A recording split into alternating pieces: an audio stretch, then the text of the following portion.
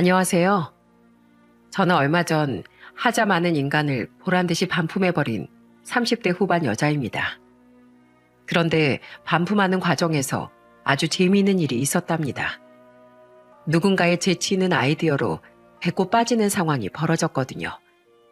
덕분에 이렇게 시원한 마음으로 사연을 한번 보내봅니다. 제 이야기 끝까지 잘 들어주시면 감사하겠습니다. 제가 어렸을 때 저희 집안은 한시도 조용할 날이 없었습니다. 사춘기 심하게 겪는 오빠 때문에 집안이 항상 시끄러웠거든요. 저희 오빤 부모님께 반항도 많이 하고 사고를 많이 쳤습니다. 학교에서 애들이랑 싸우기도 하고 공부도 지지리도 안 했죠. 하루는 엄마가 어떻게든 오빠를 공부시켜 보겠다고 고습학원에 등록시켰는데 일주일도 안 돼 학원에서 전화가 온 적이 있었어요. 엄만 전화기를 붙들고 놀란 눈으로 이렇게 말씀하시더군요. 네?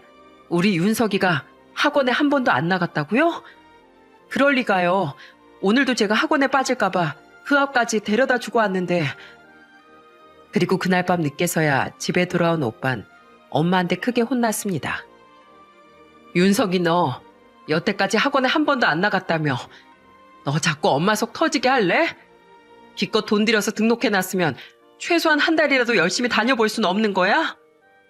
하지만 오빤 자기가 뭘 잘못했는지도 모르는지 오히려 이렇게 큰 소리를 치더군요. 내가 언제 학원 보내달라 그랬어요? 공부하기 싫다니까 왜 자꾸 그래요? 내 인생 내가 알아서 해요. 제발 공부하라고 강요 좀 하지 마세요.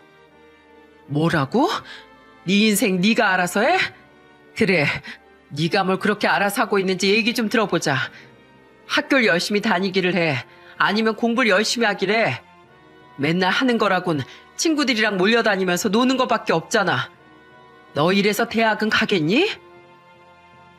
하지만 오빤 아무리 부모님의 회초리를 들고 야단을 쳐도 계속 어긋나기만 했어요. 옆에서 보고 있던 저도 너무 마음이 답답하더라고요. 심지어 오빤 고등학생 때 가출까지 하기도 했습니다. 학교도 빼먹고 갑자기 사라져서 저희 부모님이 동네방네 돌아다니면서 얼마나 찾아다녔는지 모릅니다. 알고 보니 집에 들어가기 싫다면서 친구랑 같이 밖에서 떠돌이 생활을 했더라고요. 그런데 몇 년간 노력해도 오빠가 말을 듣지 않고 가출까지 하는 지경에 이르자 이제 엄마가 더는 안 되겠다고 생각하셨나 봐요. 밖에서 잡아온 오빠를 앉혀놓고 눈물을 뚝뚝 흘리며 이렇게 말씀하시더라고요. 윤서가, 내가 더 이상 공부하란 얘기는 안 하마. 그런데 적어도 고등학교는 졸업해야 될 거 아니니? 너 이런 식으로 살다가 성인 돼서도 사랑구실 못하는 거야. 너 평생 할 줄 아는 것도 없이 남한테 밥 빌어먹으면서 살고 싶어? 정말 너 그렇게 되길 원하는 거야? 내 인생은 내가 알아서 한다니까요. 엄마가 왜 자꾸 참견인데요? 왜 자꾸 참견이냐고? 넌 그걸 몰라서 물어? 내가 네 엄마잖아. 사랑하는 내 아들이 학창시절에 방황하면서 어긋나고 있는데 이대로 가면 사랑구실 못하고 살게 될 게 뻔히 보이는데 어떤 부모가 그걸 가만히 보고 있겠니? 윤서가, 네가 성인이 되면 엄마 더 이상 참견하지 않을게. 그러니까 제발 학교라도 열심히 다녀다오. 부모로서 자식이 망가지는 꼴 더 이상 보고 싶지 않아서 그래. 제발 마지막 부탁이야. 더 이상 바라지 않을 테니 그것만이라도 들어주면 안 되겠니? 엄만 그렇게 말하며 눈물을 펑펑 흘리셨어요. 아빠도 그 옆에서 말없이 눈물을 글썽이시더군요. 그러자 오빠는 평소와는 다르게 입을 꾹 다물고 아무 말도 하지 않더라고요. 여태까진 부모님이 아무리 말해도 들은 척도 안 했었는데 그날 처음으로 오빠가 부모님의 말을 경청하는 것처럼 느껴졌어요. 그런데 정말 그게 효과가 있었는지 그 이후로 오빠가 조금씩 정신을 차리기 시작했어요. 잘 안 나가던 학교도 꼬박꼬박 나가기 시작하고 더 이상 사고도 치지 않았죠. 성적이 안 좋아 대학은 가지 않았지만 군대를 다녀와서부턴 이것저것 일을 많이 하기 시작하더라고요. 공장 일부터 시작해 막노동도 하고 택배 배달도 하는 등 돈이 되는 일이라면 뭐든지 하더군요. 제가 대학교에 갔을 땐 오빠가 몇 년 동안 번 돈을 모아 부모님한테 드린 적도 있었어요. 오빠는 참회의 눈물을 흘리며 부모님께 이렇게 말하더군요. 엄마, 아빠, 제가 몇 년간 힘들게 일을 해보니까 그때 엄마 아빠가 말 안 듣는 날 키우기 위해 얼마나 고생하셨을지 이제야 조금 알 것 같아요. 그런데 난 아빠가 힘들게 벌어온 돈으로 등록해준 학원도 가기 싫다고 안 가버리고 남들 다 다닌 학교도 다니기 싫다면서 매번 속만 썩였네요. 엄마 아빠, 그동안 제가 못해드린 만큼 앞으로는 몇 배 더 잘해드릴게요. 남들처럼 똑똑하고 능력 있는 아들은 아니지만 그래도 제가 할 수 있는 만큼 최선을 다할 거예요. 그날 저희 부모님은 감동을 받아 한참이나 우셨답니다. 저도 어릴 땐 사고만 치는 오빠가 미울 때도 있었는데 이제 누구보다도 열심히 살고 있으니 자랑스럽다는 생각이 들었어요. 그래서 저도 언젠가부턴 오빠와의 사이가 정말 좋아졌답니다.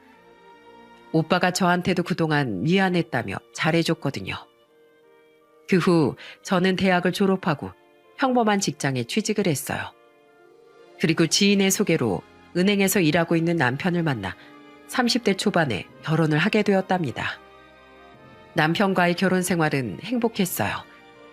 남편은 저한테 하늘의 별도 달도 따줄 것처럼 잘했거든요. 제가 결혼 2년 만에 임신했을 때 남편이랑 같이 친정에 갔는데 남편이 저희 아빠한테 이러더라고요. 아버님, 저 요즘 너무 기분이 좋아서 구름 위를 걷고 있는 것만 같아요.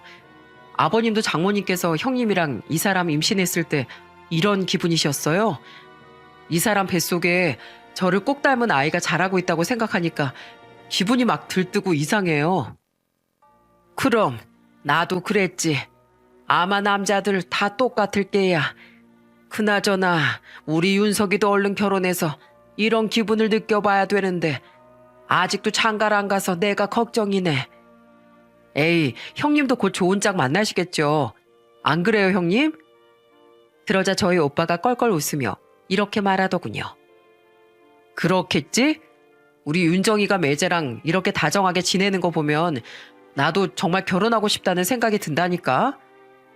그때까지만 해도 제 결혼 생활엔 아무런 문제가 없었어요. 오히려 행복만 가득한 시간들이었죠. 그런데 제가 첫째 아들을 낳고 2년 터울로 둘째 딸까지 낳게 되자 화목했던 결혼 생활에 점점 금이 가기 시작했어요. 큰애를 낳았을 때만 해도 애를 잘 봐주던 남편이 둘째를 낳고 나서부턴 육아에 관심도 없고 자꾸 밖으로만 나도는 거예요. 게다가 어린아이가 둘이나 있다 보니 어쩔 수 없이 제가 회사를 그만두고 육아에 전념하게 되었는데 시댁에서 자꾸만 그걸 안 잊고게 생각하더라고요. 하루는 시댁 모임이 있어서 갔는데 시모가 저한테 이렇게 말하는 거예요. 예, 넌 언제까지 일 안 하고 우리 아들 등골만 빼먹을 생각이니? 요즘엔 여자들도 일 욕심이 많아서 애 낳자마자 바로 복직한다는데 넌 언제까지 집에서 뒹굴거릴 거야? 어머님, 집에서 뒹굴거린다뇨. 혼자서 애들 키우고 있는 거 안 보이세요? 이가 육아도 잘 안 도와줘서 저 혼자 엄청 고생하고 있다고요. 아이, 그럼 은행에서 일하는 내 아들이 애까지 봐야 하니? 그리고 애 핑계 대지 말고 안 사도 나한테 봐달라고 하면 되는 거 아니야. 다른 집 며느리들은 다 친정에서 애 봐준다는데 안 사도는 그 정도도 못 해주신다니? 저희 엄만 일하고 계시잖아요. 집에서 쉬는 다른 친정엄마들이랑 같은 줄 아세요? 그럼 어머님이 저희 애들 좀 봐주시던가요. 어차피 어머님도 집에서 아무것도 안 하시잖아요. 어머, 허리도 아픈 내가 애를 어떻게 봐? 그리고 애 둘 키우는 게 뭐 어렵다고. 나도 집에서 애 키우면서 집안일까지 다 했어. 너 자꾸 애들 핑계 대지 말고 인형 눈깔이라도 붙이면서 한 푼이라도 벌 생각을 해라. 젊은 애가 이렇게 게을러 터져선 원. 어머님, 그걸 지금 말씀이라고 하시는 거예요? 집에서 애들 키우면서 인형 눈깔 붙일 시간이 어딨어요. 애들이 잠깐 낮잠이라도 자면 저 그 시간에 쉬지도 못하고 밀린 집안일 해야 된단 말이에요. 게다가 이는 맨날 집에도 늦게 오고 양말만 집어던지고 자는 게 일상이에요. 그런데 제가 여기서 뭘 어떻게 더 하란 말씀이세요?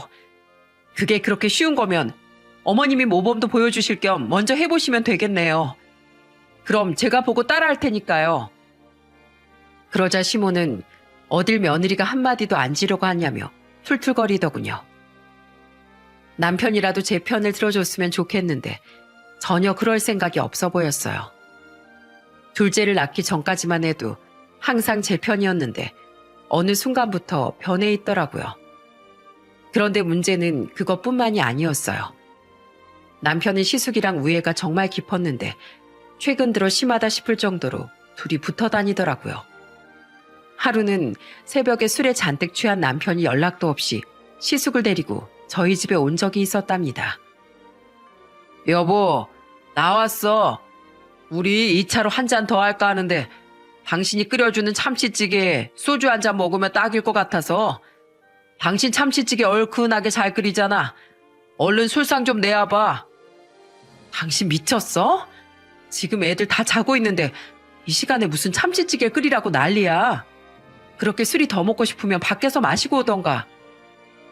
그러자 이번엔 남편과 어깨동무를 하고 있던 시숙이 이러더라고요. 에이, 재수씨. 너무 까칠하시다. 종우가 하도 재수씨가 끓이는 찌개가 맛있다길래 잔뜩 기대하고 왔는데 이렇게 매정하게 돌려보낼 거예요? 가족끼리 진짜 너무하네. 너무하긴 뭐가 너무해요. 아주버님이 더 너무하신 거 아니에요? 이가 혼자 사는 것도 아니고 결혼해서 처자식까지 있는데 이렇게 연락도 없이 쳐들어오시는 게 말이 되냐고요. 매정하다고 해도 어쩔 수 없으니까 도로 나가세요. 거실에서 둘이 시끄럽게 술 먹고 떠들면 우리 애들 다 깬단 말이에요. 우리 애들 깨면 아주버님이 다시 재워주실 거예요? 아이고, 뭘 또 그렇게까지 말하세요. 어쩌다 이렇게 한번 이럴 수도 있는 거지. 아유, 종우야, 재수씨 너무 무섭다. 너 여태까지 재수씨한테 이렇게 꽉 잡혀서 산 거야? 그런데 남편은 거기다 대고 껄껄 웃으면서 맞장구를 치더라고요. 에휴, 들켜버렸네. 자존심 상하게. 형, 내가 이러고 살아. 기껏 돈 벌어다가 생활비 하라고 갖다 주는데 남편 취급도 못 받는다고. 형, 예전에 그런 말 못 들어봤어? 결혼하고 죽으면 미룰수록 좋다잖아. 형은 능력도 있으니까 실컷 즐기다가 천천히 결혼해. 알겠지? 그래, 그거 참 명언이다. 알았어. 내가 잘 참고할게. 저는 그 말을 듣고 너무 어이가 없더라고요. 그래서 남편에게 이렇게 말했어요. 당신, 남편 취급 못 받는다는 소리 하지 말고 당신이야말로 아빠 역할이나 제대로 해. 맨날 아주버님이랑 붙어 다니면서 술 먹고 돌아다니지 말고. 아무튼 난 참치찌개 끓여줄 생각 없으니까 둘이서 거실에서 불 끄고 조용히 마시던지 아니면 밖에 나가서 마시든지 둘 중에 하나만 해. 알겠어? 결국 남편은 치사하다면서 시숙이랑 같이 밖으로 나가더군요. 아무리 술이 좋아도 그렇지 어린아이가 둘이나 있는 집안에 새벽에 찾아와 술상을 내놓으라는 게 제정신인가요? 아주 형제끼리 똑같이 철딱서니가 없더라고요. 그래서 하루는 제가 시댁에 갔을 때 시부한테 하소연을 한 적이 있었어요. 아버님, 저 요즘 너무 힘들어요. 이이가 매일 아주버님이랑 붙어 다니느라 가정에 너무 소홀하다고요. 제 말은 듣지도 않는데 아버님이 한마디만 해주시면 안 될까요? 둘 다 아버님 아들이잖아요. 그런데 팔은 안으로 굽는다고 시부 역시 남편과 시숙 편을 들더군요. 형제끼리 우애가 깊으면 좋은 거지. 굳이 만나지 말라고 할 건 뭐냐. 그리고 너 우리 큰아들이 우리나라에서 10번째 안에 드는 명문대 나온 거 알아 몰라. 게다가 대기업은 아니지만 이름만 들으면 누구나 알만한 중견기업에 다니잖니. 형제 중에 그런 능력 있는 사람이 있으면 더 붙어 다니라고 해야지. 왜 그걸 가지고 투덜거리면서 잔소리를 해? 넌 잘난 시숙 둔 걸 감사하게 여길 줄 알아야 돼. 그래 여보, 언제까지 그거 가지고 트집 잡을 거야? 내가 형이랑 사이 좋은 게 그렇게 기분이 나빠? 당신도 형님이랑 사이 좋잖아. 남매끼리 사이 좋은 건 괜찮고 형제끼리 사이 좋은 건 안 된다 이거야? 뭐라고? 그래, 나도 우리 오빠랑 사이 좋아. 그렇지만 적어도 우리 오빤 우리 결혼 생활에 방해하지 않는다고. 우리 애들을 그렇게 예뻐하면서도 당신이 불편해할까봐 우리 집에 놀러 오지도 않는 거 몰라? 비교할 걸 비교해야지. 하지만 제가 백날 말해봤자 달라지는 게 없었어요. 그나마 제가 하도 잔소리를 하니까 시숙을 더 이상 저희 집에 데리고 오진 않더라고요. 저는 그것만으로도 그나마 다행이라고 생각했어요. 그 후 시간이 흘러 제가 결혼한 지 7년쯤 됐을 때 시숙이 드디어 결혼을 하게 되었어요. 얄밉긴 했지만 그래도 가족이니까 시숙에게 결혼 선물로 냉장고를 사주기로 했답니다.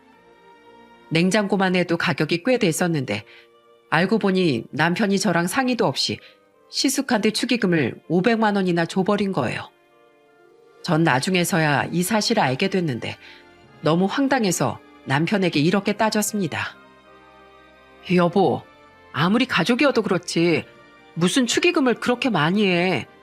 난 당신이 알아서 한다길래 한 50만 원 할 줄 알았는데 500만 원이 누구 집 개 이름이야?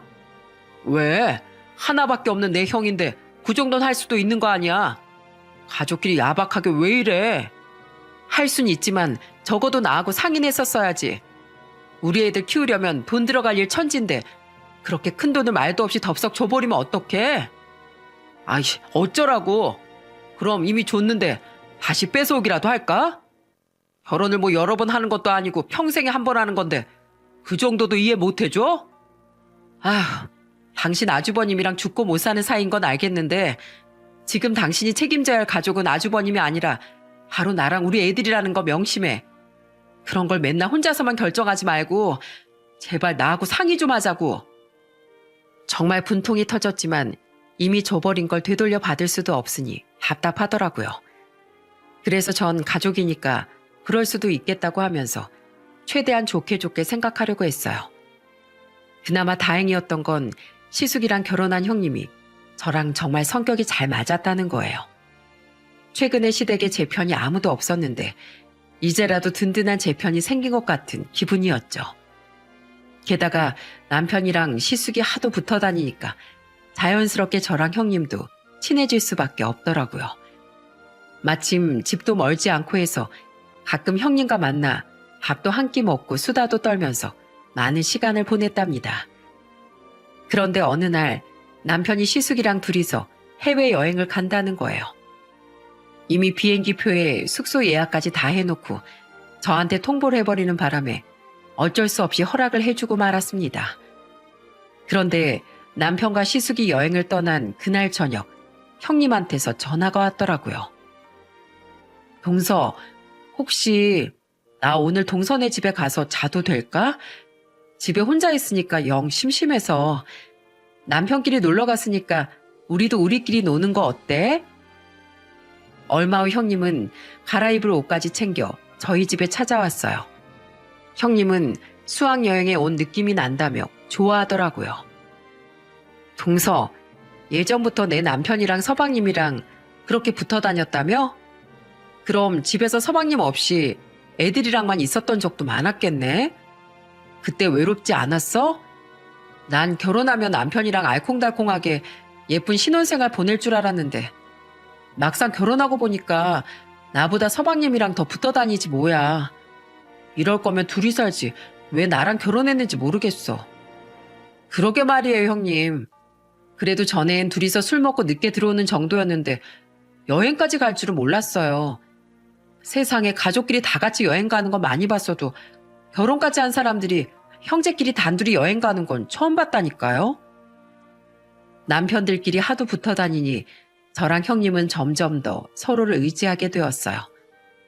형님이 시숙이랑 결혼한 지 얼마 안 됐는데도 오래 알고 지낸 친구처럼 친해지게 되었죠. 그 후로 시댁에서 저랑 형님이 둘이 합심해서 하고 싶은 말도 속 시원히 하면서 살았어요. 명절 때 남자들이 손 하나 까딱 안 하고 저랑 형님을 부려 먹으려고 하길래 너네 조상 재산은 너네가 알아서 하라고 하면서 형님이랑 둘이 밖으로 나와버린 적도 있었죠. 하지만 그런다고 해서 남편의 행동이 달라지진 않더라고요. 심지어 하루는 술을 먹고 늦게 들어왔는데 남편 옷에서 여자 향수 냄새가 나는 거예요.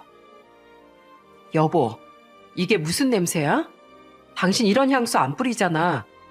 도대체 어딜 갔다 온 거야? 왜 이래? 지금 사람 의심하는 거야? 내가 오늘 회식 있다고 얘기했잖아. 내 옆자리에 앉아있던 여직원 향수 냄새가 나한테 뱄나 보지. 왜 별것도 아닌 거 가지고 난리야? 여직원이랑 얼마나 가깝게 붙어 있었길래 향수 냄새가 이렇게 진하게 배요. 당신 설마 밖에서 딴짓하고 다니는 건 아니지?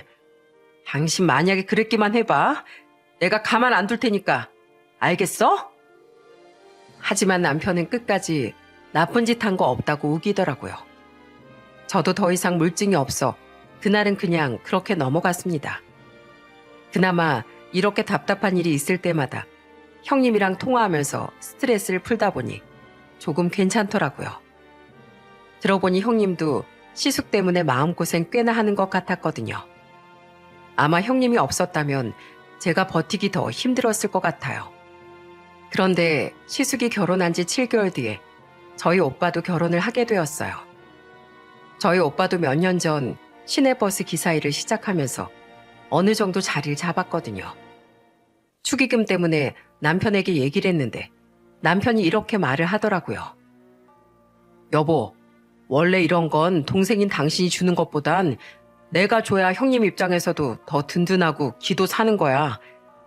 내가 알아서 형님한테 드릴 테니까 당신은 신경 쓰지 마. 그래서 전 남편이 알아서 저희 오빠한테 축의금을 주겠거니 했어요. 시숙한테 500만 원을 줬으니 당연히 저희 오빠한테도 똑같이 줄 거라고 생각했죠. 그런데 그건 저의 크나큰 착각이었습니다. 결혼식이 끝나고 한참 지났을 때 올케 언니하고 통화를 하게 된 적이 있었어요. 그런데 서로의 안부를 묻던 중 올케 언니가 저한테 이러는 겁니다. 아가씨, 요즘에 상황이 많이 힘들다면서요. 아무래도 애가 둘이라 들어가는 돈이 많은가 보네요. 네? 그게 무슨 말씀이세요? 상황이 힘들다뇨. 갑작스런 올케 언니의 말에 제가 무슨 소리냐고 묻자 이렇게 말하더군요. 네?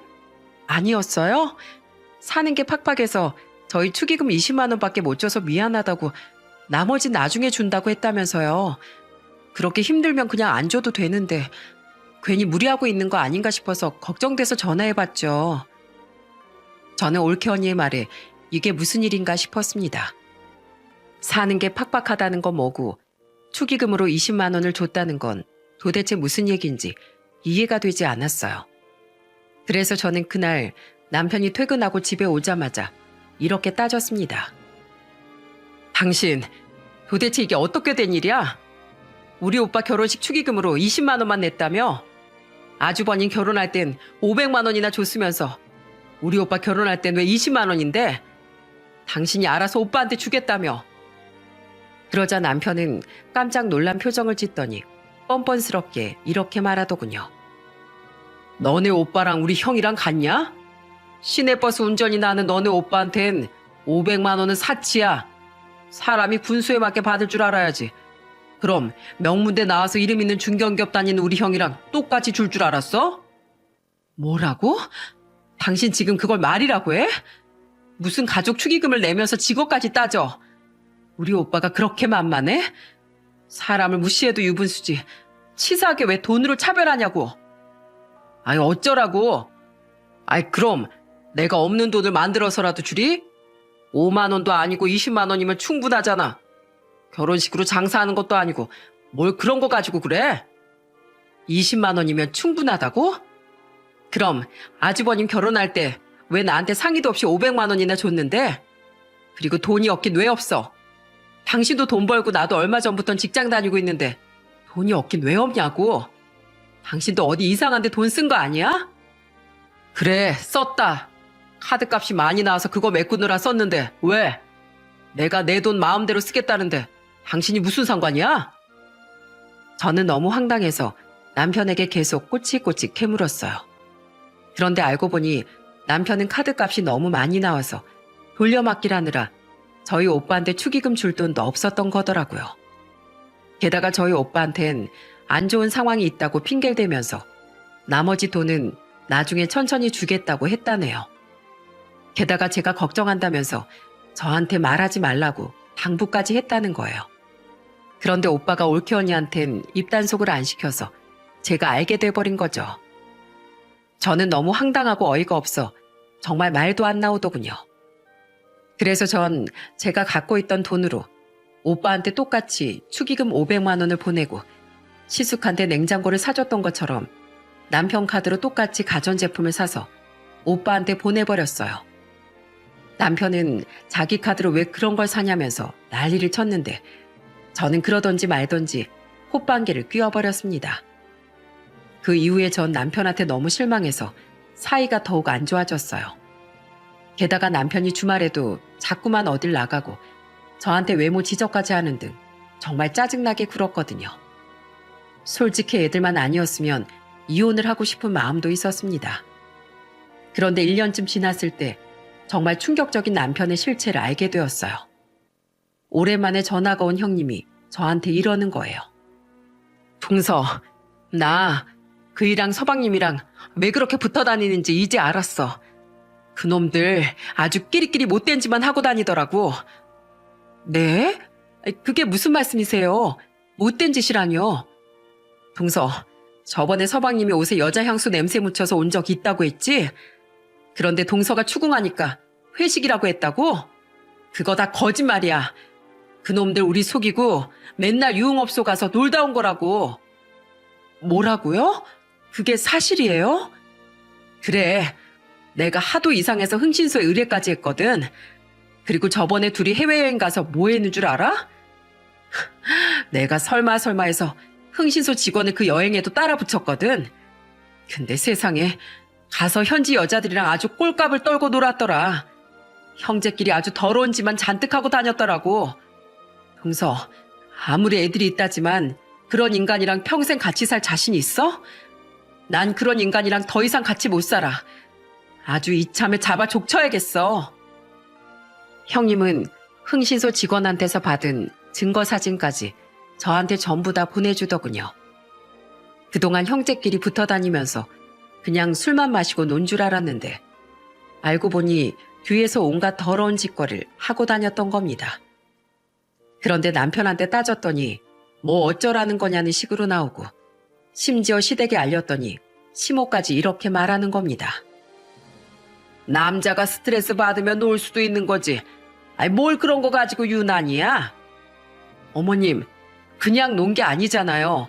여자를 끼고 놀았다니까요?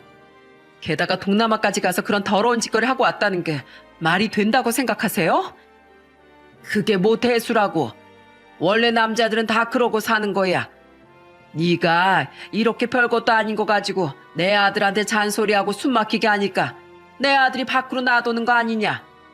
남잔 여자에게 달려있다고. 네가 그런 것도 이해해주고 해야 가정에 평화가 있는 거다. 알겠니? 뭐라고요? 어머님은 같은 여자면서 어떻게 그렇게 말씀을 하실 수가 있어요? 아들이 하나도 아니고 둘이나 그러고 다니는데 혼내지 못할 망정 어떻게 편만 드시냐고요. 저 이거 절대 그냥 못 넘어가요. 제가 여태까지 이혼 안 하고 사니까 바보인 줄 아시나 본데 저 그렇게 멍청한 여자 아니거든요? 두고 보세요. 오늘 저한테 그렇게 말씀하신 거 후회하게 되실 거예요. 저는 더 이상 이딴 인간과 못 살겠다는 생각이 들었어요. 애들을 혼자 키우는 한이 있더라도 이혼을 해야겠더라고요. 그런데 단 한 가지 아쉬운 건 그동안 제가 속고 살았던 그 시간들이 너무 아까웠다는 거예요. 그런데 형님도 저랑 같은 생각이었는지 저한테 전화해 이렇게 말씀하시더군요. 동서, 나 억울해서 못 참아. 겨우 2년간 산 나도 이렇게 억울한데 애를 둘이나 낳고 산 동선 얼마나 억울하겠어. 동서, 우리 이혼할 땐 하더라도 그놈들한테 한 방 먹여주고 이혼하자고. 나한테 좋은 생각이 있으니까 동선 내가 하자는 대로만 하면 돼. 다음 날 저는 형님이 정한 약속 장소로 나갔어요. 가보니 처음 보는 사람들이 4명이나 있더라고요. 형님은 비장한 표정으로 저에게 그 사람들을 소개시켜줬어요. 동서, 내 친구 부부들이야. 나랑 죽고 못 사는 친한 친구들인데 내 결혼식 때 남편들이 일이 있어서 혼자서만 왔었거든. 그런데 오늘은 우리 도와주겠다고 이렇게 두 부부가 여기까지 온 거야. 우리 오늘 한번 재미있게 놀아보자고. 형님의 계획은 제가 생각지도 못한 거였죠. 일단 우리끼리 재밌게 노는 게 중요하다고 해서 저는 남편에 대한 분노는 잠시 잊고 친한 언니 오빠들이라고 생각하며 웃고 떠들었습니다. 분위기 좋은 카페가 있다고 해서 거기까지 걸어가는데 형님 친구분이 절 보면서 이렇게 말씀하시더라고요. 동생, 자연스럽게 걸어가 봐. 표정은 밝게. 마치 내가 오늘 하루만큼은 제일 행복한 사람이다 라고 하는 것처럼 말이야. 이렇게요? 사진을 잘 안 찍어봐서 어색하네요. 어색하다면서 사진빨 엄청 잘 봤는데? 에이, 근데 내 남편이랑 너무 떨어져 있다. 너무 안 친해 보이잖아. 조금만 더 옆으로 붙어봐. 어차피 친한 오빠 동생 사이인데 좀 가까이 서 있으면 어때? 제가 형님 친구의 남편분과 가까이 서서 걸어가자 그 친구분이 사진을 찰칵찰칵 많이 찍으시더라고요. 저는 그 상황이 너무 웃기고 즐거워서 웃음이 깔깔 나왔어요. 그리고 카페에 도착해서도 계속해서 사진을 찍었답니다. 아유, 그림 좋네. 내가 일부러 디저트도 예쁜 걸로 시켰거든. 솔직히 말해봐. 둘 다 남편이랑 이런 거 먹으러 다닌 지 오래됐지? 이왕 이렇게 나온 김에 오늘 실컷 먹고 가. 내가 우리 안쓰러운 두 여자를 위해 쏜다. 정말 먹고 싶은 거 다 먹어도 돼요? 역시 형님 친구분들이라 그런지 성격도 털털하시고 재밌으시네요. 저 결혼하고 나서 이렇게 밖에 나와서 놀아본 적도 별로 없는데 오늘 진짜 스트레스가 다 풀리는 것 같아요. 형님, 이게 다 형님 덕분이에요. 제가 결혼은 잘 못했는데 형님 만난 건 진짜 잘한 일이라니까요. 그렇게 저는 웃고 떠들며 즐거운 시간을 보냈어요. 솔직히 남편과 시숙을 골탕 먹이기 위해서 만난 자리였지만 그 목적을 잊을 정도로 너무 재밌더라고요. 하지만 이렇게 모임 목적이 있으니 할 일은 해야 되지 않겠어요? 저랑 형님은 일부러 형님 친구 남편들과 같이 찍힌 사진을 남편과 시숙에게 각각 10장씩을 보냈습니다. 사진만 보면 외간 남자와 데이트하는 걸로 오해하기 딱 좋은 사진이었죠. 그런데 역시나 사진을 보내자마자 남편한테서 전화가 오더군요. 당신 이거 뭐야? 이 남자 도대체 누군데? 지금 어딘지 당장 안 불어? 저는 당당하게 남편에게 지금 있는 카페의 주소를 말해줬습니다. 그런데 전화해서 난리치는 건 시숙도 똑같았어요. 저와 형님은 너무 웃겨서 깔깔 웃었답니다. 지들은 당당하게 더러운 짓 다 해놓고 저희가 남자랑 있는 사진 한번 보냈다고 이 난리를 치는 게 너무 웃겨서요. 그런데 잠시 후 남편과 시숙이 거의 동시에 저희가 있는 카페에 도착했습니다. 시숙은 형님을 보자마자 다짜고짜 따지더군요. 당신 지금 뭐 하는 짓이야? 감히 날 놔두고 외간 남자랑 바람을 펴? 무슨 소리야? 누가 바람을 폈다고 그래? 뭐 눈에 뭐만 보인다더니 너무 오해를 심하게 하는 거 아니야? 그러자 이번엔 저희 남편이 저한테 따지기 시작하더군요. 아주 둘이서 친하게 지내더니 못된 짓도 똑같이 하는구나. 당신이 그러고도 애 엄마야? 어떻게 남편이 밖에서 힘들게 돈 벌어오는데 두 여자가 해벌레에서 딴 놈들이랑 놀아날 수가 있어? 놀아나긴 누가 놀아나? 내가 당신이랑 똑같은 인간인 줄 알아? 놀아는 게 아니면 뭔데? 아, 여기 있네. 그 사진 속에 있던 놈이 이놈 맞지? 야, 너 뭐하는 놈이야? 니까짓게 감히 내 마누라랑 바람을 피워? 너 오늘 한번 내 손에 죽어볼래? 그러자 시숙도 가만히 있지 않더군요. 그래, 아주 너희들이 우리 형제를 동시에 뒤통수 친다 이거지? 어디 할 짓이 없어서 동서지간끼리 대놓고 남자를 만나러 다녀? 둘이 하도 친하니까 이제 불륜짓거리도 같이 하냐? 그런데 그때였어요. 형님 친구 한 명이 자리에서 벌떡 일어나더니 이렇게 말하더라고요. 지금 누가 누구 보고 불륜이래? 내 남편이 도대체 누구랑 불륜짓거리를 했다는 거야? 그러더니 시숙의 머리통을 세게 한 대 때려버리더라고요. 시숙은 놀라서 소리를 질렀어요. 지금 뭐 하는 겁니까? 어머, 너무 뻔뻔한 쓰레기를 봤더니 나도 모르게 그만 손이 먼저 나갔네. 재식씨 안녕하세요. 우리 결혼식 때 보고 오랜만이죠? 그때 결혼식 때 우리 남편이 바빠서 못 왔잖아요. 그래서 오늘 소개시켜 주려고 했는데 왜 갑자기 내 남편을 불륜남으로 몰아가요? 그게 무슨 소리예요? 저 남자가 이 사람이랑 바람을 피운 게 아니라고요? 그럼 그 사진들은 다 뭔데요? 사진이 왜요? 그냥 같이 걸어가는 사진이랑 커피 마시고 있는 사진밖에 없는데 둘이서 손을 잡았어요? 아니면 팔짱을 꼈어요? 스킨십도 하나 안 하고 그냥 사이 좋아 보여서 내가 사진 몇 장 찍어준 건데 뭐 문제 있어요? 그러고 보니 재식 씨 여자를 그렇게 좋아한다면서요? 그렇게 안 봤는데 동남아 가서 막 여자 끼고 놀았다면서요? 그렇게 뻔뻔스러운 짓거리 많이 하고 다녔으면서 겨우 사진 하나 이러는 거 좀 웃기다는 생각 안 들어요? 왜요? 당해보니까 막 덜덜 떨리고 그러나 보죠? 뭐야, 당신들 지금까지 쇼한 거야? 쇼라뇨. 말씀 너무 섭섭하게 하시네. 우리 영아가 제식지 때문에 펑펑 울길래 내가 너무 열불이 나서 이렇게 한번 해본 거예요. 나한텐 가족이나 다름없는 친구인데 결혼해서 행복해야 될 애가 쓰레기 같은 남편 때문에 울고 있는 걸 보니 내가 분통이 안 터지겠어요? 그래서 한번 똑같이 당해보라고 연기 좀 해봤어요. 어때요?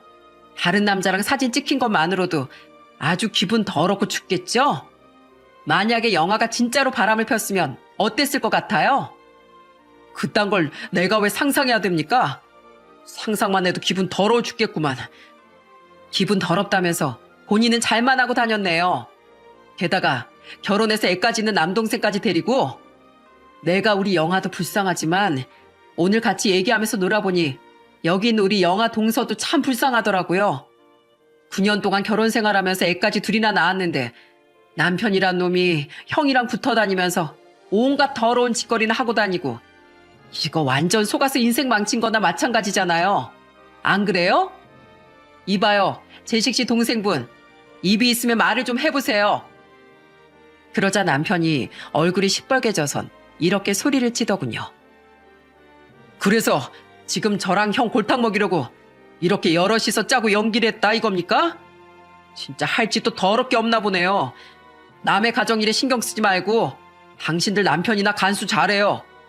뭐 저 사람들은 깨끗할 줄 알아요? 내가 같은 남자로서 얘기하는데 분명히 뒤에서 딴짓하고 다닐걸요?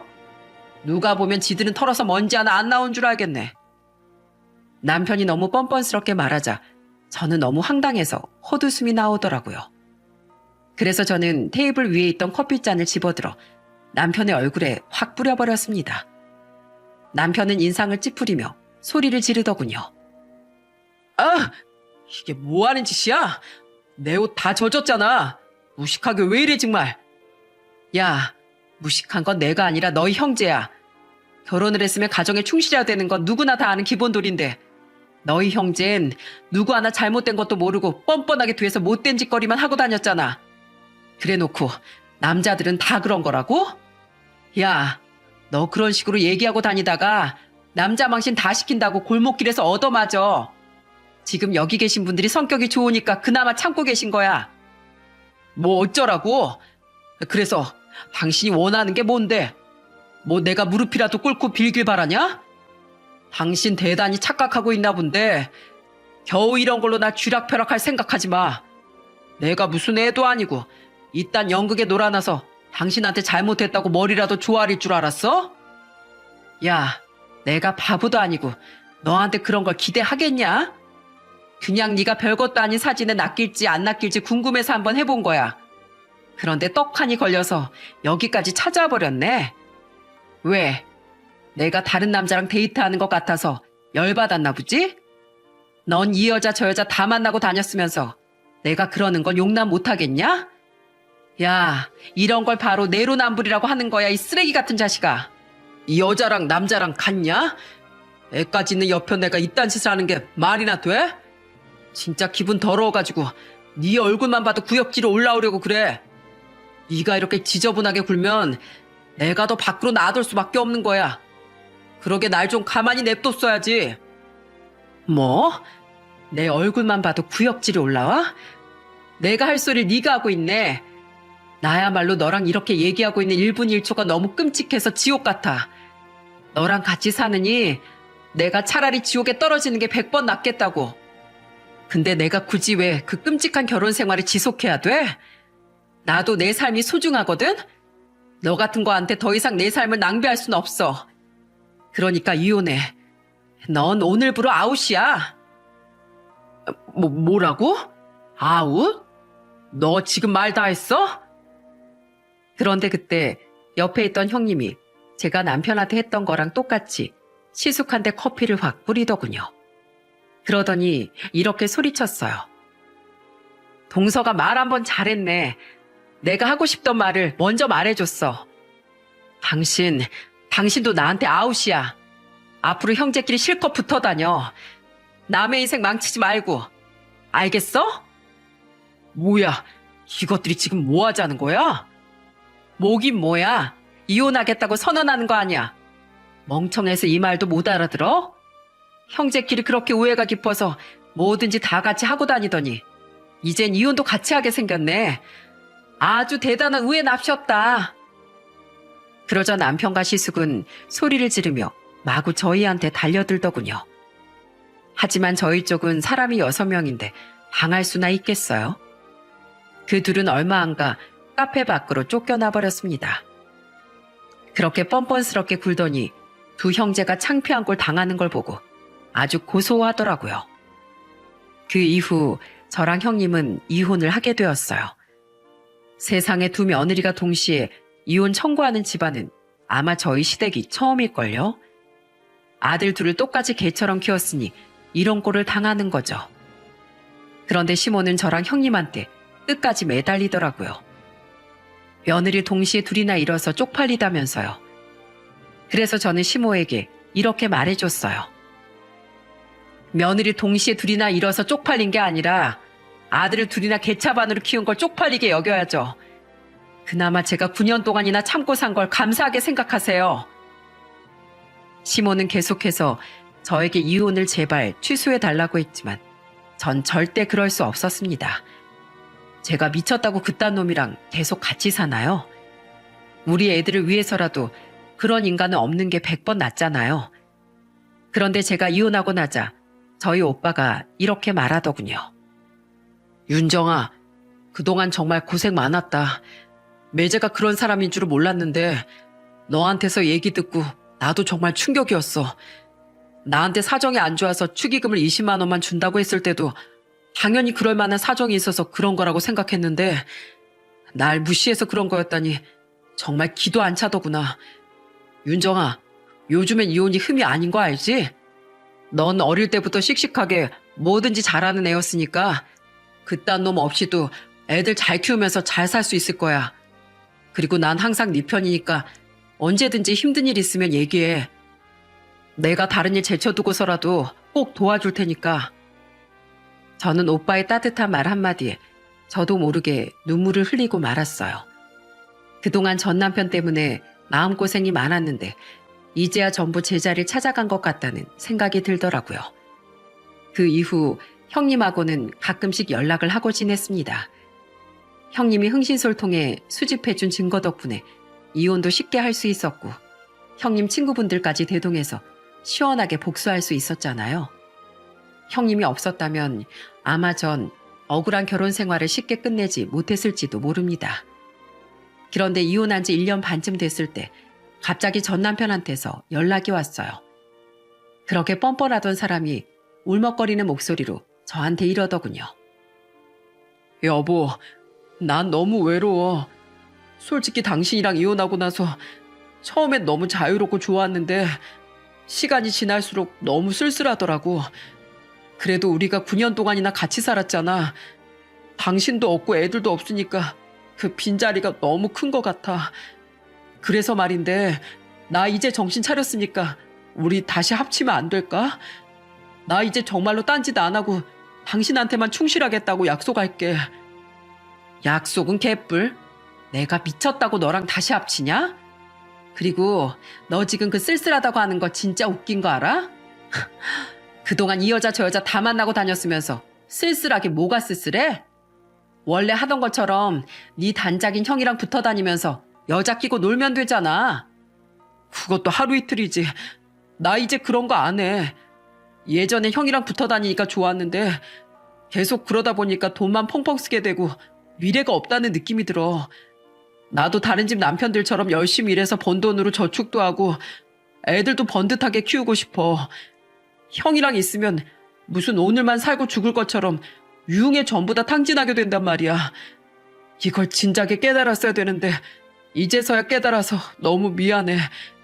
나 진짜 정신 차렸으니까 제발 나 좀 받아주면 안 될까? 나 이젠 정말 제대로 사람답게 살고 싶어. 그러게 있을 때 잘하지 그랬니?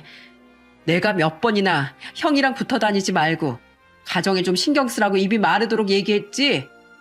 그때 내 말 다 무시하더니 이제 와서 외롭고 돈 떨어지니까 나더러 받아달라고? 내가 무슨 호구인 줄 아니? 그렇게 외로우면 어디 술집 여자 하나 데리고 살던지. 당신 하도 술집 들락날락거리니까 단골로 찾는 여자도 있을 거 아니야. 그 여자한테 가서 한번 말해봐. 나 외로우니까 마누라 역할 좀 해달라고. 하긴 그 여자들도 돈 많은 남자 물고 싶지. 당신처럼 유흥에 돈 다 탕진해서 모아둔 돈도 없는 인간을 물고 싶겠어? 아휴, 너 같은 거하고 잠깐이나마 같이 살았던 내 인생이 너무 아깝다. 나 다신 너 같은 놈한테 내 인생 허비하고 싶지 않으니까 앞으로 나한테 전화할 생각하지 마. 네가 아무리 울고불고 붙잡아도 소용없어. 내가 죽었다 깨나도 너랑 합칠 일은 없으니까 절대 기대하지 말라고. 알겠어? 전 그렇게 말하고선 전화를 확 끊어버렸어요. 전에는 그렇게 자기 살고 싶은 대로 멋대로 살더니 이제 와서 후회하는 척하는 게 너무 어이가 없더라고요. 세상에 살다 살다 이렇게 뻔뻔한 인간은 처음 보네요.